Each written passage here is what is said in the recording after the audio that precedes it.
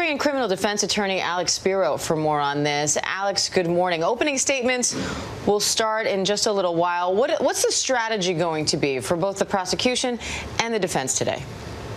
Yes, good morning. I think from the prosecutor's standpoint, you want to really just marshal the evidence, marshal the facts, play the video, show the video, and really just stick to script. The defense, I assume, is going to just point out simply that what this is a simple case and not this greater mission and this greater movement. And that what the prosecutor does not tell you in opening is all of these latent medical issues that Mr. Floyd had. And I think those will be the two positions. Now, Chauvin is facing 3 charges here: second-degree unintentional murder, third-degree murder, and second-degree manslaughter. The jury can acquit or find him guilty on any combination of those. So how easy or difficult do you think it will be for the prosecution to get a conviction on each charge? In prosecuting this case, I would essentially take the position to the jury that it's obvious that there is essentially reckless murder here. The only question for them to really decide during the trial is whether or not there's intentional murder. I would try to create that floor so that no matter what, there is a conviction here of a felony. I think that the video will end up being the crucial piece of evidence in this case. It's rare that you have such a clear, unambiguous depiction of a crime scene. So that is where a lot of the focus, the energy is going to go here. But it's important to point out the prosecution does not in this case have to prove that Derek Chauvin intended to kill George Floyd. That's not part of any of the charges at play. What varies is how reckless he was, whether he had a complete disregard for human life, whether he put sort of foreseeably put George Floyd at risk of losing his life, and in the case of the second-degree unintentional murder, whether he essentially intended to assault George Floyd, resulting in his death. But they don't have to prove that he intended to kill him. So what do you think does that do for the burden of proof on the prosecution?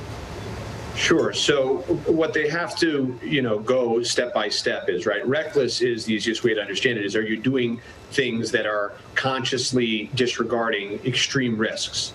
Depraved indifference is another level, which is the common examples are, you let a lion loose at a zoo or you start playing Russian roulette. It's beyond reckless. It shows that you don't care one way or another. And then you're right. The intentional act has to be the intentional act of violence. It doesn't have to be the intentional act of murder per se. And so those are the different ways in which the prosecutors can prove that the officer is responsible legally for his death.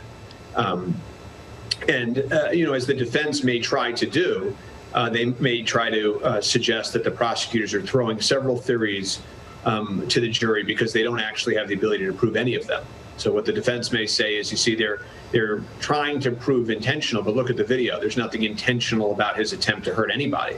So then they're trying to back into these reckless sorts of theories because they can't actually prove intentional. And you try to use the fact that the prosecutor's using several theories against them.